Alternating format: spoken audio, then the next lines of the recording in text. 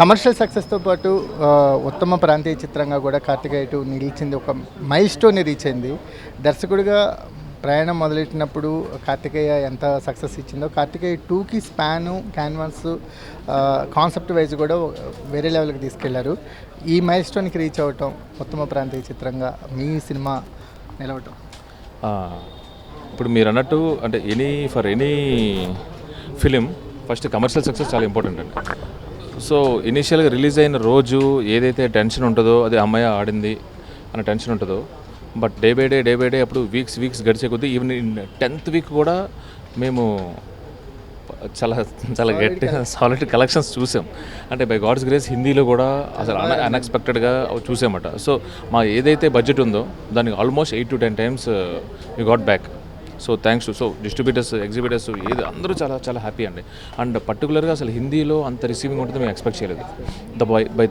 The way అంటే ఆ టైంలో నాకు వచ్చిన కాల్స్ ఏదైతే ఉన్నాయో ఉన్నాయి. ఇప్పుడు 2 సంవత్సరాల తర్వాత మళ్ళీ జాతీయ పురస్కారం ఏదైతే ఉందో, దిస్ నేషనల్ అవార్డ్, అది మళ్ళీ అంటే మేము ఇంకా ఏదో మొన్న రిలీజ్ అయిన ఫీలింగ్లోనే ఉన్నామట. ఎగ్జాక్ట్లీ. అంటే పెద్ద పోస్టర్ వాల్యూ లేకుండా రిలీజ్ అయిన సినిమా ఇది. ఓన్లీ కంటెంట్ బేస్తోనే ఆడియన్స్ని గెలుచుకుంది, కలెక్షన్స్ సాధించింది. ఇప్పుడు జాతీయ పురస్కారాన్ని అందుకోవటం, ఉత్తమ ప్రాంతీయ భాషా చిత్రంగా అందుకోవటం, మళ్ళీ పార్ట్ 3కి ఒక బాధ్యతని ఇంకా నెక్స్ట్ లెవెల్లో ఉండబోతుంది అనేది అర్థమవుతుంది. మీరేం చెప్పారు? ఎగ్జాక్ట్లీ అండి.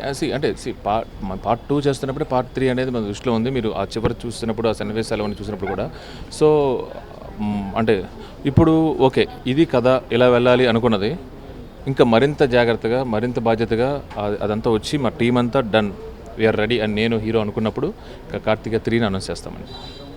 మీకు ఎంత ప్రత్యేకం ఈ డే కానీ, కార్తికేయతో మీ ప్రయాణం కానీ? So Karthikeya is definitely the special film for me అండి. నా తర్వాత ఎన్ని సినిమాలు వచ్చినా ఏమొచ్చినా కానీ కార్తికేయ 1 ఏదైతే ఉందో అక్కడి నుంచే నాకు నా పేరు, నా గుర్తింపు, అంటే నా ప్రయాణము, అంటే నా బ్రెయిన్లో ఎన్ని ఆలోచనలు ఉన్నా ఏమున్నా కానీ వాటికి జీవం పోసింది కార్తికేయనండి. And thanks to Nikhil. అంటే మీరు లాస్ట్ 15 minutes సినిమా రేజ్ పెరిగిపోయింది. ఒక కృష్ణతత్వాన్ని అనుపమ్ ఖేర్ క్యారెక్టర్తో ఎస్టాబ్లిష్ చేసిన తర్వాత ఇది కదా మైథలాజికల్ టచ్ అనేది అక్కడ చాలా బలంగా దొరికింది. ఆ తర్వాత సినిమా నెక్స్ట్ లెవెల్కి వెళ్ళిపోయింది.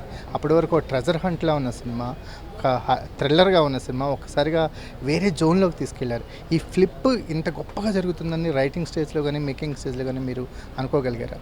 అనుకున్నానండి. అది నేను ఎక్స్పెక్ట్ చేశాను. ఎందుకంటే నా కథ పుట్టిన ఏదైతే రాసుకున్నామో ఫస్ట్ సన్నివేశమే ఏదైతే అనుపమ్ ఖేర్ గారు కృష్ణుడి గురించి చెప్తారో అదే నా మొదటి సన్నివేశం. దాన్ని పెట్టుకుని దాని ముందు దాని వెనకాల అల్లుకున్నాను. అంటే కృష్ణుడు is so great, Krishna is engineer, he's an doctor, he's an warrior అని ఏదైతే చెప్పామో ఈచ్ అండ్ ఎవ్రీ పార్ట్ ఆయన గురించి నేను ముందుకు అన్వేషిస్తున్నప్పుడు, ఆయన తెలుసుకుంటున్నప్పుడు, భాగవతం చదువుతున్నప్పుడు ఏదైతే ఉందో, సో అంటే చిన్న అంటే సో ఆ సన్నివేశాన్ని నుంచే కనుక ఐఎమ్ వెరీ కాన్ఫిడెంట్ అక్కడి నుంచి సినిమా వేరే లెవెల్కి వెళ్తుందని అది రైటింగ్. కండేలతో బిజీగా ఉన్నారు ఏంటి, ఎంతవరకు వచ్చింది వర్క్? 75% అయిందండి. సాలిడ్గా ఉంది. It's proper super love story. ఆ లవ్ స్టోరీని కూడా చిన్నదిగా కాకుండా ఒక ఊరు నుంచి ఢిల్లీ నుంచి పాకిస్తాన్ వరకు మేము ఎంతవరకు చెప్పాలనుకుంటున్నామో అంత పెద్ద స్పాన్తో we're giving our best. So మీరు కార్తికేయతో ప్రయాణం మొదలెట్టారు. కార్తికేయతో మీ ప్రయాణం ఇంకా బాగా బలంగా కొనసాగాలి అంటే మాకు ఒక ఫ్రాంచైజీ లాగా పార్ట్ 3లు, పార్ట్ 4లు కూడా రావాలని మనస్ఫూర్తిగా కోరుకుంటున్నాం. Wish all the best. Thank you very much అండి. Thanks for support.